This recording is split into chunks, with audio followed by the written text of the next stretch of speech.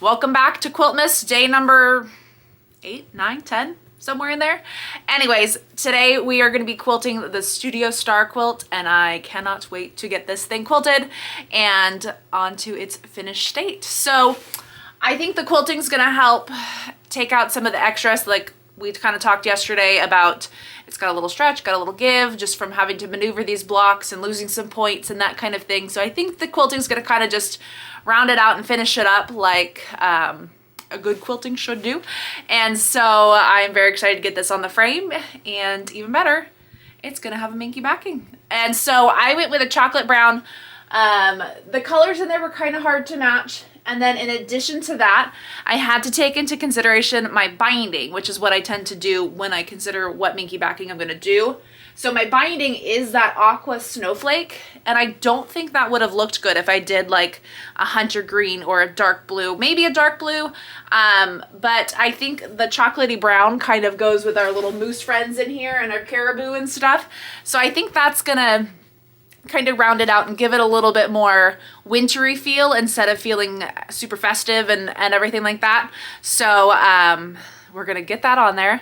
I'm gonna do one of my snowflake designs for the quilting because I think that'll just add to it a little bit and then give us a nice little snowflakey texture here on the back, and then it'll be time to bind it. So I'm gonna meet you over my long arm while I load this in, and we'll get to work.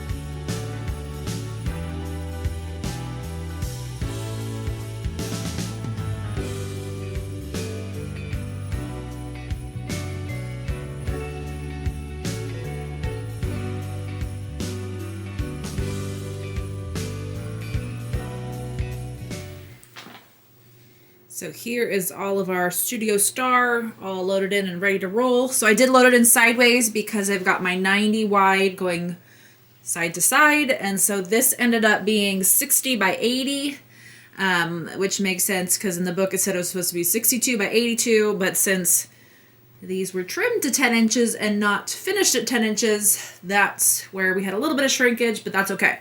So let me show you our lovely snowflakes. We're going to quilt on this, and then we'll get on our way. So here is the edge-to-edge design. It's Winter Wonderland, and so it's actually going top to bottom.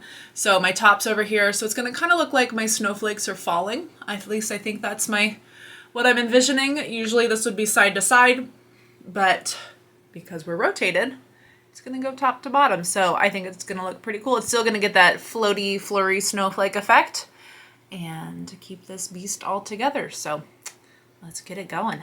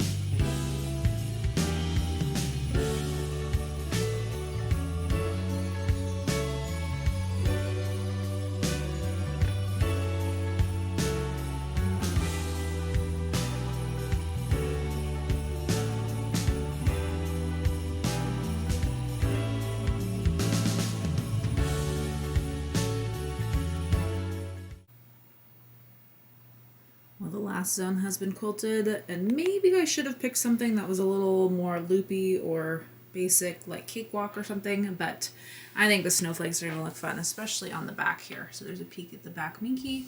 And so now it's time to offload this and take it out to the living room, because this little elf workshop in here is not going to be big enough still.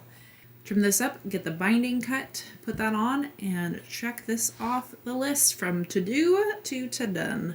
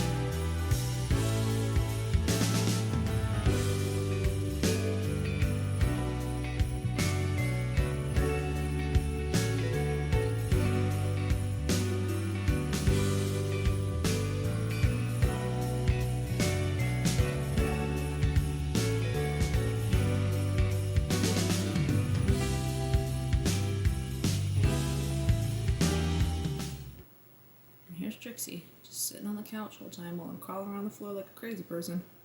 Hey, you didn't even want to inspect this one? Did you not even want to acknowledge us? Trixie, maybe you'll have an opinion once the binding's on. Is this light too bright for you? Is that the problem? There you are. Hey. Just no close-ups. There you are. You have no legs. Did you know that? You have no legs.